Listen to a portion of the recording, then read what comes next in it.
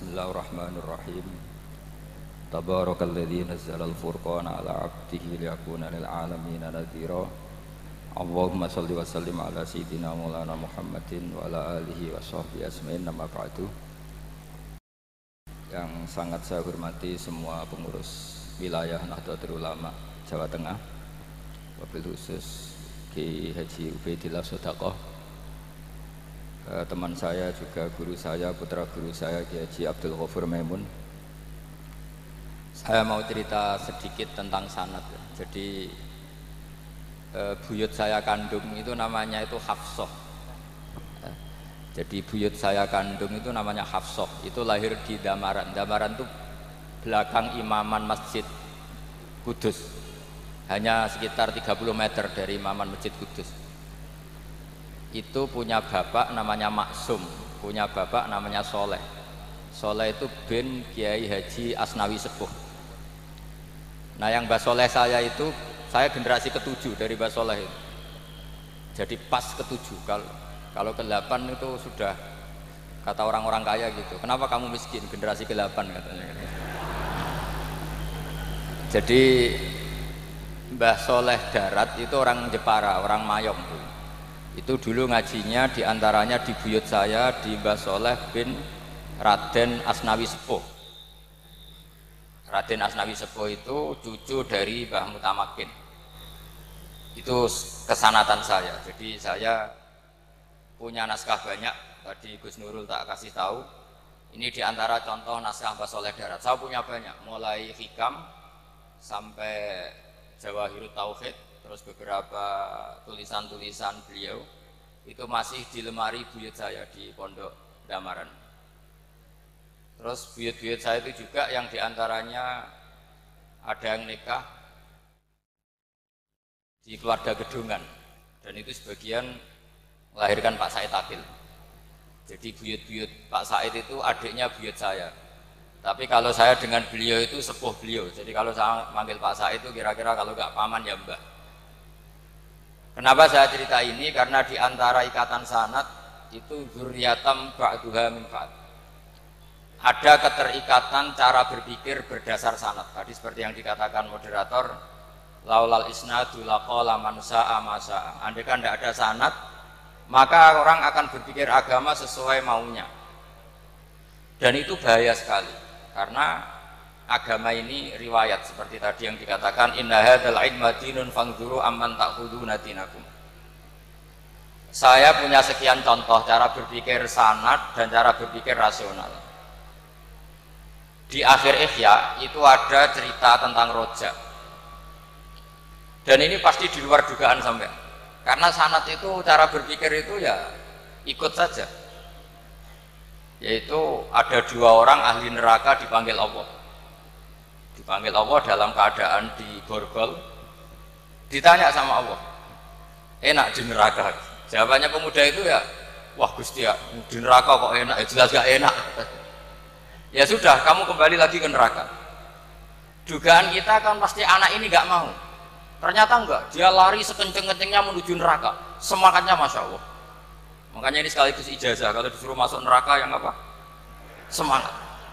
Oh itu Tuhan akhirnya tanya, loh kamu tak suruh ke neraka kok semangat? Gusti saya ini sudah kapok, ketika di dunia kalau jenengan nyuruh sholat saya lelet, jenengan menyuruh kebaikan saya lelet. Sebagai bentuk kapok saya, dengan menyuruh saya ke neraka saya semangat, supaya saya nurut. Barokahnya semangat menuju neraka, ya sudah di surga saja. Ya, makanya ini nanti kalau kamu disuruh masuk neraka yang apa? Semangat. Karena kita di dunia itu ada di akhir Ihya. Artinya itu kan di luar dugaan kita. Cara berpikir seperti itu di luar dugaan kita. Akhirnya dia jadi ahli jannah. Cerita kedua ya masih di bab yang sama. Yang satu disuruh enak di neraka, ya enggak Gusti. Sudah kembali lagi ke neraka. Si orang ini tolak itu. Tolak. Terus ditanya sama Allah, kenapa tolak? Ya Allah, ketika engkau memanggil kami ke surga, saya tidak pernah ngira kalau akan engkau kembalikan lagi ke neraka. Ya sudah, kamu di surga saya karena husnudzon sama saya. Ini berarti ada 2 sanad. Lucunya sama-sama benar. Yang semangat ya benar, yang lelet juga Benar. Maka kamu punya dua pilihan. Nanti kalau disuruh masuk neraka, bisa semangat, bisa apa? Lelet. Dan semuanya nanti di surga. Artinya begini, sanad itu apa ya? Enggak yang kita duga. Makanya saya mohon siapapun yang mencintai agama ini harus banyak baca. Jangan nuruti emosi, kemudian emosi itu di atas namakan agama. Di Sahih Muslim itu ada cerita, ini termasuk hadis pegangan kan Sahih Bukhari Muslim. Itu ada cerita seorang sujud sama Allah itu kan banget baiknya, sangat baik. Kemudian yang sujud ini diinjek oleh pemuda yang nakal, diinjek. Ketika diinjek, yang sujud spontan ngomong begini, fa wallahi la yaghfiru Allahu laka, demi Allah, Allah tidak akan maafkan kamu. Di luar dugaan, tentu kalau nggak ada sanad, omongan ini normal karena nginjek orang apa? Sujud. Tapi di luar dugaan, Allah mewahyukan ke Nabi di zaman itu, disuruh bilang sama orang yang sujud itu, Allah ngendikan, manggal ladzi yata'alla alayya alla aghfira li fulan faqad ghafartu lahu wa ahbattu amalah. Siapa yang mencatut nama saya bahwa saya tidak bisa memaafkan orang yang nginjek, Allah tersinggung karena namanya dicatut. Saya ini Tuhan bisa menyiksa dan bisa mengampuni. Kenapa sifat saya jadi satu hanya menyiksa? Sifat ampunan saya di mana? Itu kalau nggak sanad tidak bisa. Saya ulang lagi, Allah itu apa? Zat yang bisa yaghfiru liman yasha wa yu'adzibu may yasha. Tapi orang yang sujud ini hanya mensifati Allah satu, yaitu Allah pasti menyiksa. Dan Allah tersinggung. Bagaimana mungkin saya Tuhan hanya berstatus bisa menyiksa, tidak bisa mengampuni. Akhirnya orang ini disalahkan, malah yang sujud tadi bilang ke orang itu, sujudnya saya hapus pahalanya, dan yang nginjek saya hapus dosanya. Tapi ya bukan berarti terus kamu boleh nginjek orang sujud, ya enggak. Artinya gini loh, saya hanya memperkuat moderator tadi, berpikir agama itu berdasar sanad. Kalau nuruti emosi pasti kita akan setuju Allah tidak ngampuni yang menginjak. Tapi berdasar sanad, berapa orang yang dulu melukai Nabi, bahkan punya niat membunuh Nabi, akhirnya ditobati oleh Allah Subhanahu wa Ta'ala. Siapa yang nggak tahu cerita Surakoh, orang yang niatnya membunuh Nabi, ditobati Allah. Siapa yang nggak tahu cerita Khalid bin Walid, orang yang punya konsep untuk mengalahkan Nabi di perang Uhud, juga akhirnya masuk Islam dan diampuni Allah. Banyak lagi tokoh kafir yang dulu musuhi Nabi akhirnya ditobati oleh Allah. Sehingga ketika Nabi sangat marah ya dengan mereka yang kafir, malah ada ayat turun laisa laka minal amri syai'un aw yatuba alaihim aw yu'adzibahum, bahwa wilayah mengampuni dan memaafkan itu wilayah Allah. Tentu kita secara syariat akan mengatakan yang injak itu salah, pasti itu. Kalau yang injak itu pasti salah, yang kafir pasti salah. Tapi jangan katakan kalau Allah tidak bisa menobati mereka. Lagi-lagi yang bisa mengertikan itu apa? Sanad. Kita ngaji di bab itu bahwa ada orang diinjak ternyata mereka. Lagi-lagi yang bisa mengertikan itu apa? Sanad. Kita ngaji di bab itu bahwa ada orang diinjak ternyata Allah ketika yang sujud mengatakan wallahi la yaghfiru Allahu laka, demi Allah, Allah tidak akan maafkan kamu. Loh, mensifati Allah dengan satu sifat la yaghfiru itu Allah tersinggung karena Allah bisa yaghfir. Makanya ini penting sekali saya utarakan supaya kita ini bicara itu sesuai sanad. Karena andaikan tidak sanad, agama ini di logika, kemudian logika orang itu berbeda-beda, maka kayak apa kacaunya agama ini. Terus yang ketiga, saya beri sekian contoh. Ini saya bawa kitab hikam yang terjemah oleh Mbah Soleh Darat. Saya dulu pernah ngaji hikam sama Abahnya Gus Zofur. Cara berpikir Abul Hasan Asyadzili misalnya, umumnya orang itu kan kalau amal itu ingin diterima ya, kalau sujud ingin diterima Allah, kalau sholat ingin diterima Allah, dan kalau sangat ingin itu biasanya terus berlebihan, saking berlebihannya terus nangis minta amalnya diterima gitu. Tapi efek negatifnya gini, jangan-jangan nggak diterima. Lalu kalau nggak diterima gunanya apa? Ini buruk sekali kalau mulai tanya sujud saya jangan-jangan nggak diterima. Kalau nggak diterima gunanya apa? Itu menurut Abul Hasan Asyadzili itu pertanyaan dari setan. Bagaimana mungkin kita pernah menyesal atau menyesali sujud yang pernah kita lakukan untuk Allah Subhanahu wa Ta'ala. Wong dadi kawulane Allah, wis dikai bumi, dikai oksigen, dikai rezeki, tahu sujud, bareng dikasih tahu Jibril, sujud kamu nggak diterima. Wah, getun aku sujud be Allah. Masa sujud sama Allah getun. Maka kata Abul Hasan Asyadzili begini, kafa bika jazaan an radiyaka laka ahlan. Cukup sebagai balasan dari Allah yang luar biasa, kamu ditakdir sujud. Woi, keren. Coba kalau kamu nanti ketemu Allah, ada orang yang sama sekali di bumi nggak pernah sujud. Lalu kamu ketemu Allah sujud berkali-kali, kemudian dapat kabar kalau sujud kamu nggak diterima. Pantas mana kira-kira? Pantas yang pernah sujud apa pantas yang nggak pernah sujud? Pantas yang pernah sujud. Jika pikirannya Abul Hasan Asyadzili, sudahlah kamu bahagia saja karena kamu ditakdir pernah sujud. Itu satu anugerah Allah yang luar biasa. Kamu nggak perlu terganggu diterima apa nggak diterima. Karena kalau kamu terganggu itu nanti lama-lama mengatakan apa gunanya sujud kalau tidak diterima. Dan itu setan menang kalau sudah ada pertanyaan apa gunanya sujud. Nah, makanya disebut min syarril waswasil khannas. Kata Abul Hasan Asyadzili, waswas di sini adalah setan ngeridu kamu supaya kamu ngeset semua ibadah kamu, jangan-jangan kamu nggak diterima. Kemudian kamu menyesali semua ibadah yang pernah kamu lakukan. Betapa buruknya kita. Wong ngamal apik kok disesali. Makanya saya ini sebagai kiai itu termasuk kiai yang paling sukses ya. Betul. Karena perasaan saya itu sudah sukses dulu sebelum nyata sukses apa enggak penting. Saya sering motivasi santri yang ngapalkan Quran 10 tahun enggak hafal-hafal. Nanti kalau ketemu Allah tetap keren. Pernah ngapalkan kitab saya? Pernah Gusti. Hafal tidak. Tapi kan keren pernah menghafalkan. Daripada sampai ditanya, pernah ngapalkan Quran? Tidak. Kok hafal lagu dangdut? Nah, itu posing sama jawabnya. Tapi kalau santri saya pernah ngapalkan? Pernah Gusti. Di mana di Guswa? Hafal enggak? Pede saja enggak. Tapi saya mencintai kitab engkau dan bukti cinta saya tak hafalkan. Cuma nasib tidak memihak saya Gusti, kan masih lumayan itu. Daripada ditanya, pernah ngapalkan Quran? Tidak Gusti.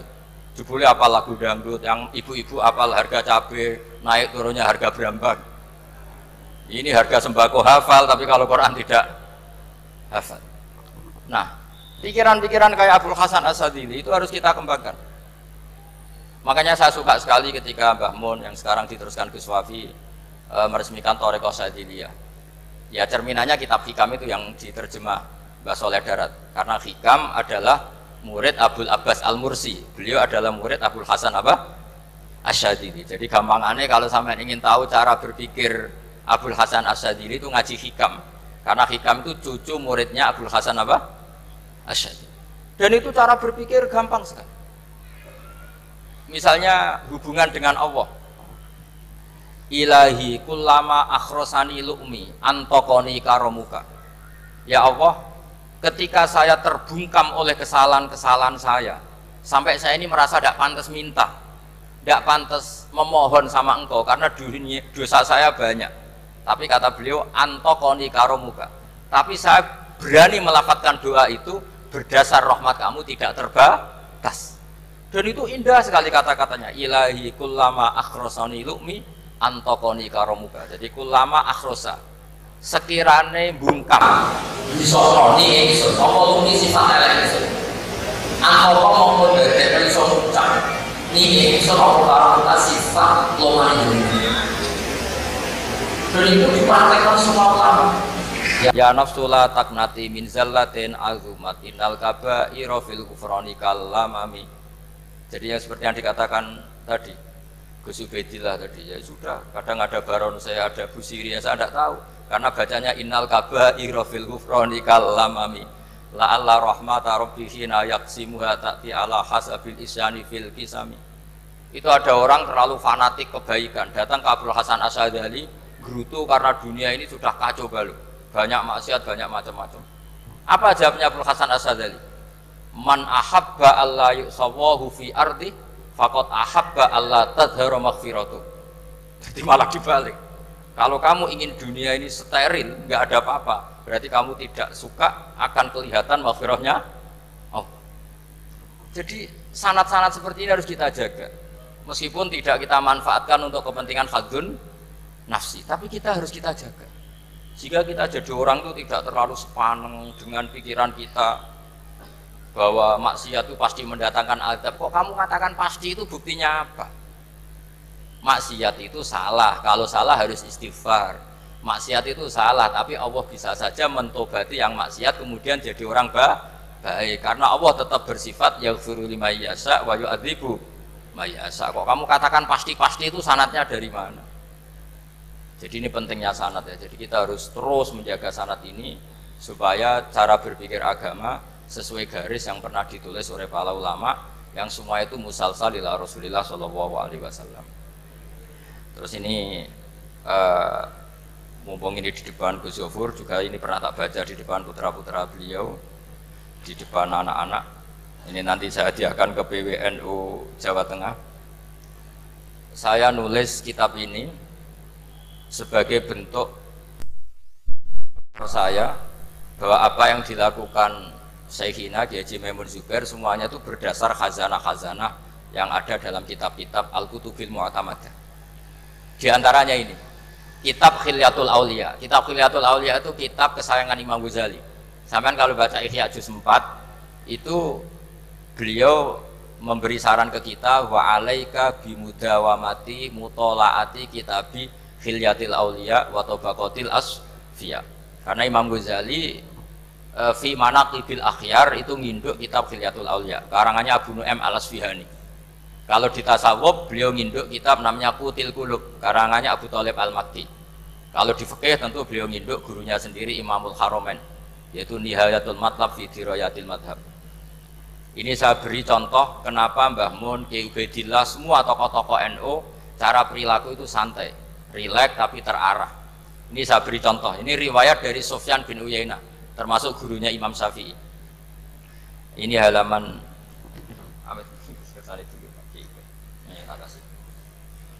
yang pengurusan halaman 24. Ya, ini di halaman 24 saya terangkan. An Sufyan bin Uyainah kana Isa wa Yahya alaihi wassalam ya'tiyanil qaryata fayas'alu Isa an syirari ahliha wa yas'alu Yahya an khiyari ahliha. Faqala lahu Yahya lima tanzilu ala syirarin nas, qala innama ana tabibun udawil mardo. Ini di juz 7 halaman 323. Jadi mulai dulu ulama itu ada yang fokus ngelola orang-orang soleh, tapi ada juga yang mendokteri orang-orang yang macam-macam. Nabi Isa itu kalau di satu daerah tanya, di sini yang orang nakal-nakal di mana? Oh di situ. Terus beliau ke situ. Ditanya Nabi Yahya, kenapa ke situ? Saya ini nabi. Nabi itu biman zilatit tobib. Saya ini ibarat dokter. Tentu dokter itu yang menyembuhkan orang-orang yang sakit. Sehingga kiai-kiai kita tuh ya kancanan orang soleh ya mau, bina orang fasik ya mau. Lah yang nggak boleh itu yang potensi katut fasik, itu nggak boleh. Jadi apa ya, supaya kita itu melihat sesuatu itu tidak seudon, kiai kok berteman orang fasik. Saya berkali-kali bilang berteman orang fasik itu haram. Tapi kalau dibalik pertanyaannya, membina orang fasik hukumnya gimana? Baik, bisa membina kalau berteman, ya sudah dibolak-balik gitu. Tapi kalau dibalik berteman orang fasik menjadi fasik, ya jangan berteman kalau buatnya masih seperti itu. Ya terus saya teruskan ya. Sayyidina Umar itu terkenal orang yang sangat keras. Sayyidina Abu Bakar terkenal orang yang layyinal janib, orang yang sangat santun, sangat sopan. Tapi anehnya ketika Abu Bakar mau wafat, itu khilafah atau khalifah itu diwasiatkan supaya yang mimpin itu Umar. Padahal orangnya sangat keras. Tapi yang jarang diketahui publik adalah ngiranya Umar keras itu wataknya. Ternyata enggak. Di sini diterangkan Umar wataknya itu sebetulnya bisa memilih keras atau halus. Ini saya baca ya di halaman 25. Beliau ditanya oleh Abdurrahman bin Auf. Terus beliau menjawab, ya Abdurrahman, wallahi laqad lintu linnasi hatta khasyituha fil lain. Tsumma staddattu alaihim hatta khasyituha fis siddah. Fa ainal makhraj. Terus di sini saya terjemah, saya saat lunak juga takut sebab lunak bisa dianggap pembiaran, Tapi saya juga takut Allah saat keras, sebab keras jangan-jangan termasuk tanfir, orang lari dari kebenaran. Ya misalnya gini, sampean punya anak, putri atau punya ponakan pacaran, datang ke kamu sama cowoknya, kalau kamu lunak pasti ponakan kamu ngira wong Pak D gak apa-apa, padahal Pak D saya itu kiai, ternyata saya gak ditegur. Lunak itu punya akibat dianggap pembiaran terhadap maksi. Ya. Tapi kalau kamu keras, wah nak nenggonku tak wantemi watu, kan nggak pernah ke kamu, bagaimana bina wong sowan saja gak berani. Artinya efeknya sama, terlalu lunak ya punya efek tidak bisa bina, terlalu keras juga punya efek tidak bisa bina. Maka kata Sayyidina Umar, fawallahi laqad lintu linnas hatta khasyitu wa fillan. Artinya saat bersikap lunak saya takut Allah karena lunak bisa dianggap pembiaran terhadap maksiat. Summa statatu alaihim hatta khasyitu wa fisiddah. Ketika keras saya juga takut karena kalau terlalu keras bisa tanfir, bisa orang lari dari kiai, dari orang soleh. Makanya dalam guyonan-guyonan ulama itu ada preman jagongan di orang-orang fasik. Ditanya, kenapa kamu jagongan sama orang fasik? Kenapa tidak jagongan sama orang soleh? Habis orang solehnya marah-marah terus, lah ini ramah. Makanya saya milih yang ramah saja. Gitu. Itu meskipun guyonan, tapi pelajaran bagi kita. Karena ya memang Quran seperti itu. Walau kunta fadzun ghalidhal qalbi lan faddu min haulik fa bima rahmatin minallahi linta lahum. Terusnya itu. Jadi apa ya? Nah ini kalau nggak ada sanad nggak bisa, nggak ada sanad nggak bisa. Pasti kita berpikir sesuai keinginan kita. Maka ada ancaman yang keras, man fassaral Qur'ana bi ra'yihi falyatabawwa maq'adahu minan nar. Jadi saya mohon sanad-sanad seperti ini kayak yang dikatakan Umar tadi. Wallahi laqad lintu linnas hatta khasyitu wa fillan. Tsumma stadadtu alaihim hatta khasyitu wa fis syiddah. Jadi kita akui bahwa dalam lunak juga ada sekian problem, dalam keras juga ada sekian problem. Terus kita bikin satu metode, satu manhaj yang kira-kira ya sa'iqal lisyaribin, atau yang lebih dikenal dengan Islam wasatiyah. Ada tawazun, ada tasamu, ada macam-macam. Ya, saya kira demikian. Assalamualaikum warahmatullahi wabarakatuh.